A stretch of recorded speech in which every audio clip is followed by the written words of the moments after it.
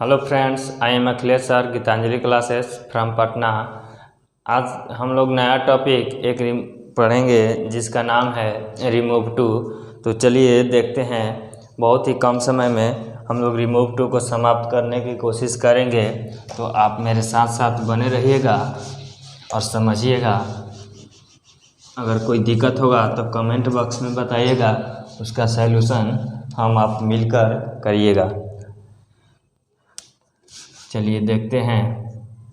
सबसे पहले चैप्टर का मतलब समझते हैं सर।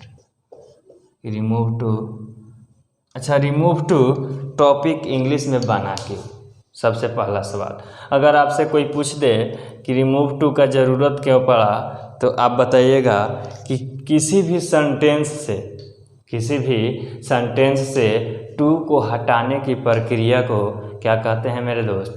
रिमूव टू करते हैं। जैसे ही आप ये बताइएगा तो फिर पूछेगा कि बताइए कि रिमूव यानी टू को रिमूव करते क्यों हैं। तो टू को रिमूव क्यों करते हैं ये तो पता चल गया कि टू को रिमूव कहाँ से करते हैं, तो सेंटेंस से करते क्यों करते हैं, क्योंकि इसका मतलब जो होता है निगेटिव सेंस होता है। ये कैसा सेंस देता है? निगेटिव सेंस देता है। ठीक है। अच्छा, कोई पूछ दे कि ये है क्या, तो कहिएगा कि ये क्या है? एडवर्ब है। और एडवर्ब है तो आपसे कोई पूछ देगा कि एडवर्ब क्या करता है, तो बताइएगा कि एडवर्ब जो है क्वालिफाई करता है। किसको क्वालिफाई करता है? तो एडवर्ब जो है एडजेक्टिव को क्वालिफाई करता है, एडवर्ब को क्वालिफाई करता है, और फिर पोजीशन को भी क्वालिफाई करता है, और कंजंक्शन को भी क्वालिफाई करता है, और कभी कभी सेंटेंस को भी क्वालिफाई करता है। यानी कहने का मतलब ये है मेरा कि एडवर्ब जो है नाउन प्रोनाउन को छोड़कर और एक इंटरजेक्शन को छोड़कर सारे चीज़ को क्वालिफाई कर देता है, मॉडिफाई कर देता है। ठीक है, यहाँ से ऐसे कर देते हैं, ये मॉडिफाई करता है इस सब को। ठीक है, यानी नाउन प्रोनाउन को मॉडिफाई करने का काम किसका है? एडजेक्टिव का। लेकिन एडजेक्टिव का मॉडिफाई करने का काम किसका है? एडवर्ब का। ठीक है, तो आइए समझते हैं कि कोई भी सेंटेंस से हम लोग रिमूव करेंगे टू को, और कैसे करेंगे इसी को सीखने के प्रक्रिया को क्या कहेंगे? Remove too. सबसे पहले टू से मिलते हैं कि टू का एक्चुअल में मतलब क्या होता है। इस टॉप ऊपर डाल देते हैं।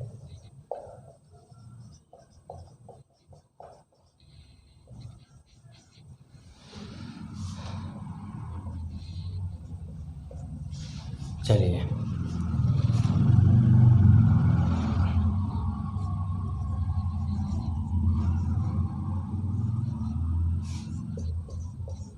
टू के बारे में थोड़ा सा जान जाएंगे कि टू का मतलब होता है भी, और टू का मतलब होता है आवश्यकता से अधिक। जब एक ही व्यक्ति का दो नेचर होता है, जब एक ही वर्ड का दो मतलब होता है, तो उस वर्ड को समझना बहुत ज़रूरी हो जाता है आपके लिए और मेरे लिए भी। ठीक है, तो आइए इसका मतलब कब भी होगा और इसका मतलब कब आवश्यकता से अधिक होगा। देखिए, जब प्रोनाउन के बाद टू आया हुआ है तो आप समझ जाइएगा कि इसका मतलब क्या है मेरे दोस्त? भी। और जब वर्ब के बाद टू आया हुआ है तो आप समझ जाइएगा कि इसका मतलब क्या है? आवश्यकता से अधिक। आइए एग्जाम्पल के थ्रू देखते हैं कैसे हुआ। जैसे आप सुने होंगे या अभी तक नहीं सुने होंगे, आगे सुनिएगा कि कोई आपसे बोला या बोली कि आई लव यू, तो आप इधर से जवाब देते हैं, रिप्लाई करते हैं आई लव यू क्या? टू। ठीक है, वो TW वाला टू वाला नहीं कहिएगा, नहीं तो समझ जाएगा कि दो गो से का प्यार करता है। ठीक है, तो यहाँ आप यहाँ देखिए, वो एक बोलता है कि आई लव यू, मैं आपसे प्यार करता हूँ, तो आप इधर से जवाब देते हैं कि आई लव यू टू, मैं भी आपसे प्यार करता हूँ या करती हूँ। तो यहाँ देखिए यू क्या है, प्रोनाउन, प्रोनाउन के बाद टू आया तो इसका मतलब क्या निकला, भी। लेकिन यहाँ कह दे कि आई लव, ऐसे कह दे कि आई एम टू लव, यानी इसका मतलब क्या हुआ कि मैं आवश्यकता से अधिक प्यार करता हूँ, मैं आवश्यकता से अधिक प्यार करता हूँ, इतना कि कभी कभी नहीं दिखती है या नहीं दिखता है तो हाथवे काट लेता। तो प्यार करना गलत बात नहीं था, लेकिन ये जो हाथवा काटने वाला प्रक्रिया है ये क्या है, खतरनाक है। ये हुआ किसके वजह से, तो ये हुआ किसके वजह से, आप लोग सोच रहे होंगे कि वो लड़कवा की वजह से।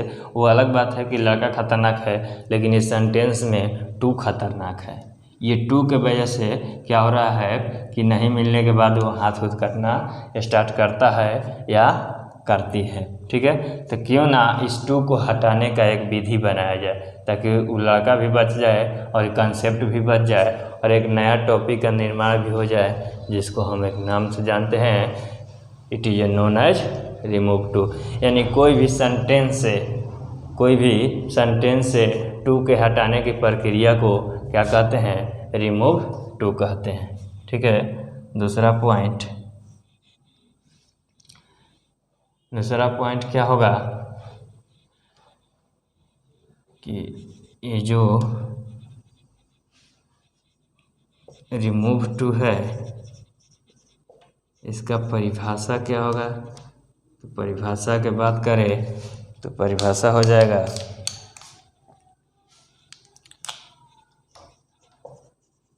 Remove too is a process in which removing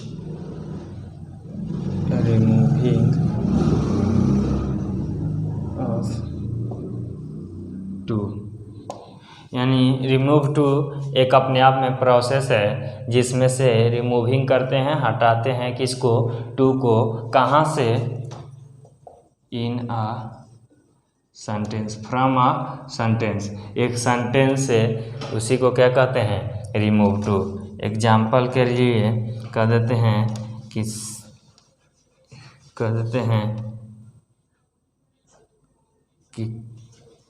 example लेते हैं कि Maggie is too weak to walk, यानी मैगी आवश्यकता से अधिक क्या है, कमज़ोर है और उसको टहलने जाना है। तो बताइए कि जब आवश्यकता से अधिक कमज़ोर है, इतना कमज़ोर है कि उठ नहीं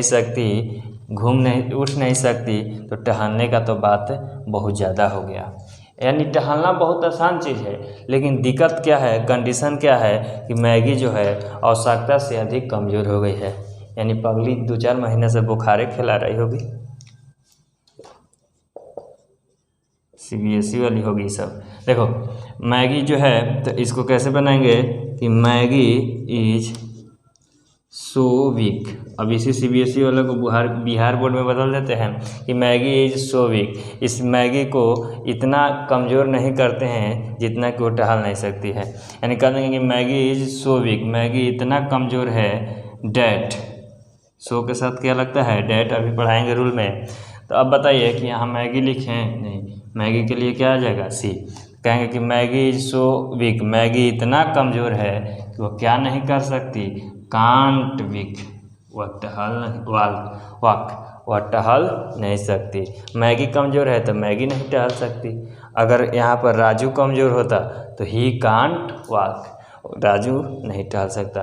तो एक बात बताइए कि देखिए, तो ये टू इसमें था और इसी टू को हमने बदल दिया इसमें, सो में। ये क्या था, यहाँ निगेटिव था और यहाँ क्या हो गया, पॉजिटिव हो गया, और सेंटेंस भी बच गया, सेंस भी बच गया, और इसमें से टू केवल गायब हो गया। इसीलिए हम कहते हैं एक सेंटेंस से टू गायब करने की प्रक्रिया को एक टॉपिक के रूप में लाया गया, जिसका नाम रख दिया गया रिमूव टू। तो चलिए रूल की ओर इसमें बढ़ते हैं। तब तक इसे स्क्रीनशॉट लेना है तो ले लीजिए। चलिए आगे देखते हैं।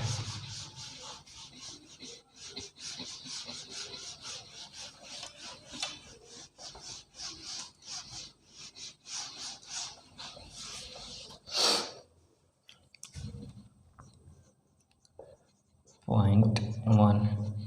देखिएगा 0.1 में एक होगा आपके सामने सब्जेक्ट और एक होगा वर्ब और इसके बाद ही आएगा टू। क्यों? पीछे बताए थे कि वर्ब के बाद ही टू आएगा तो इसका मतलब होता है आवश्यकता से अधिक। प्रोनाउन के बाद आ जाएगा तो हो जाएगा भी, तो उससे हम हटा के क्या फ़ायदा। और इसके बाद अगर ये टू है तो एडवर्ब है तो एडजेक्टिव को क्वालिफाई कर देगा और एडवर्ब को भी क्वालिफाई कर देगा। और इसके बाद आएगा टू और एक आ जाएगा V1। तो इसमें से इसको गायब करना है, इस टू को क्या करना है, हटाना है, यानी इसको गायब करना है। तो इसीलिए हमें गायब करने की प्रोसेस अपनाते हैं और पॉजिटिव भी बना देंगे। तो कहेंगे कि सब्जेक्ट वर्ब और इस टू को क्या करेंगे, सो में बदल देंगे। ठीक है, और सो में बदलने के साथ साथ क्या करेंगे, अगर यहाँ पर एडजेक्टिव होगा तो एडजेक्टिव दे देंगे, अगर एडवर्ब होगा तो एडवर्ब दे देंगे। और सो अपने साथ क्या लेता है, हमेशा टू लेता है। और इसके बाद देखिए फिर से ये सब्जेक्ट रिपीट करेंगे और सब्जेक्ट रिपीट करने के बाद कांट लिखेंगे, नहीं तो कुडंट लिखेंगे और उसके बाद दे देंगे V1। ठीक है, अब देखिए कांट कब लिखेंगे सर, कुडंट कब लिखेंगे सर। तो अब आइए, कांट और कुडंट डिपेंड करता है वर्ब पे। वर्ब जो है, वर्ब ही टेंस होता है। आगे जब टेंस पढ़ाएंगे तो उसमें मिलेंगे बहुत अच्छे तरीके से कि यहाँ पर वर्ब अगर प्रेजेंट होगा तो वहाँ पर कांट होगा, अगर वर्ब पास्ट होगा तो वहाँ पर बहुत बढ़िया कुडंट हो जाएगा। ठीक है, आइए एग्जाम्पल समझते हैं सर। थोड़ा सा इसको हटाते हैं। कहते हैं कि she was too weak to walk. इसको वॉक मत पढ़िएगा, वॉक पढ़िएगा। ठीक है, तो यहाँ बनाएंगे कि शी वाज सो वीक, वह इतना कमज़ोर थी कि वह सी, अब बताइए क्या कहना सही होगा, कुडंट। क्यों? क्योंकि वाज है, कुडंट वॉक, कि वह टहल नहीं सकती। ठीक है, और एक प्रेजेंट से बना लेते हैं तो कह देंगे कि मैगी, अभी बनाए थे, Maggi is too hot, Maggi इतना हॉट, घबरा जाएगा। Maggie is too lazy to run, Maggie आवश्यकता से अधिक क्या है, आलसी, और उसको क्या करना है, दौड़ने जाना है। तो आलसी है तो दौड़ने कैसे जाएगी, आवश्यकता से अधिक आलसी है। देखिए तो कह देंगे Maggi is so lazy, Maggi इतना आलसी है कि मैगी के लिए सी, अब यहाँ प्रेजेंट है तो हो जाएगा कांट रन, वो इतना लेजी है, आलसी है कि वो दौड़ नहीं सकती, रन नहीं कर सकती। इतना स्क्रीनशॉट ले लीजिए, पहला रूल हो गया। अब बनाइएगा, प्रैक्टिस करिएगा, कोई भी बुक से बनाइए, सब बन जाएगा।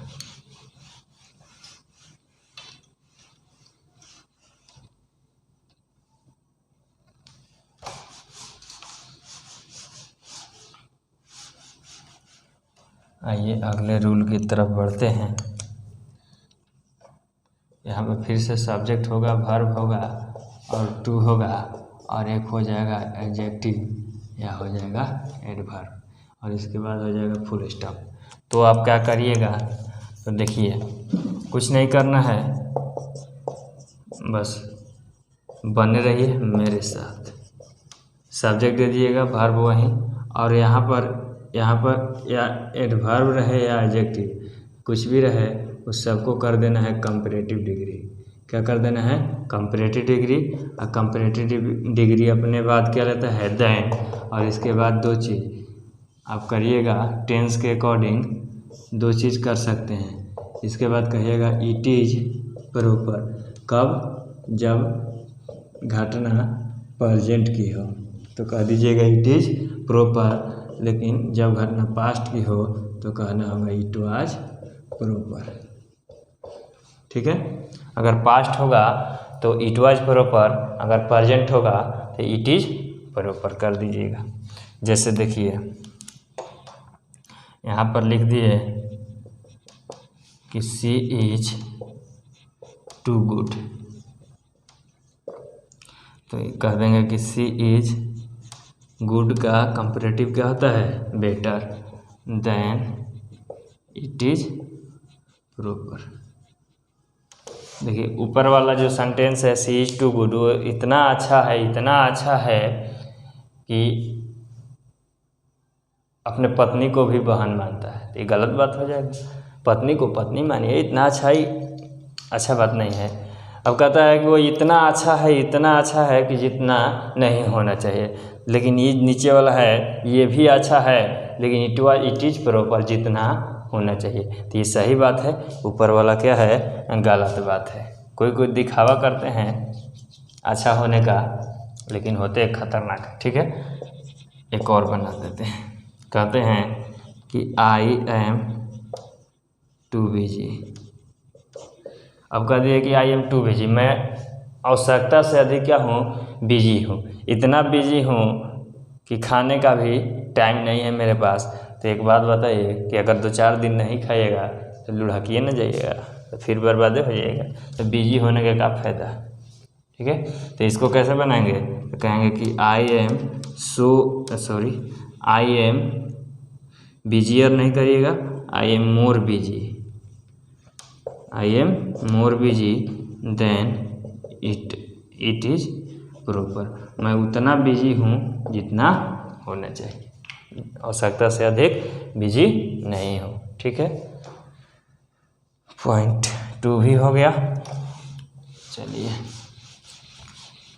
और कुछ कन्फ्यूजनल करवा देते हैं सेंटेंस, और बनाइएगा, कोई भी बुक उठा करके बन जाएगा। आइए कुछ एक्सेप्शन देख लीजिए। हर चीज़ में एक अपवाद होता है, ये अपवाद नहीं है, थोड़ा सा कंसेप्चुअल है, समझ जाइएगा। The tree is too high to climb, कहता है कि पेड़ आवश्यकता से अधिक ऊंचा है और उस पर क्या करना है, चढ़ना है। तो आप कैसे बनाइएगा, तो कहिएगा कि सर अब बताएं कि द ट्री इज टू को बदल दिए सो में, और यहाँ कर दिए हाई और डैट कर दिए, और पेड़ के लिए कर दिए इट, और कर दिए कांट, और कर दिए क्लाइंब। देखिए अगर ऐसे सोच रहे हैं तो भाई साहब आप गलती सोच रहे हैं। क्यों, देखिए इसका हिंदी पढ़िएगा, आपका माथा गड़बड़ा जाएगा। कह रहा है कि the tree is so high, पेड़ इतना ऊंचा है कि पेड़ पर नहीं चढ़ सकता। ऐसा कोई बात होता है कि पेड़ ऊंचा है तो पेड़ पर नहीं चढ़ सकता, नहीं सर। ये कहिए कि पेड़ ऊंचा है तो इस ऊंचाई का प्रभाव पेड़ पर नहीं हम लोगों पर पड़ेगा। तो कहेंगे कि एनीवन कांट क्लाइंब, कोई नहीं चढ़ सकता। बस इतना ही कंसेप्ट था। इसको आप ऐसे भी बना सकते हैं, नो वन से भी कहिएगा कि नो वन, तो नो वन कहिएगा तो कांट नहीं कहना होगा, काइन केवल कहना होगा। क्यों, क्योंकि नो वन अपने आप में क्या होता है, निगेटिव होता है। चलिए तो एक बना लिए और एक दे देते हैं, ट्राई करिएगा। कह देते हैं कि ice is too cold to drink. इसको आप घर पे ट्राई करिएगा और बनाइएगा, और कमेंट सेक्शन में बना कर डाल दीजिएगा, हम ज़रूर चेक करेंगे। तब तक के लिए जय Hind, thanks watching the video.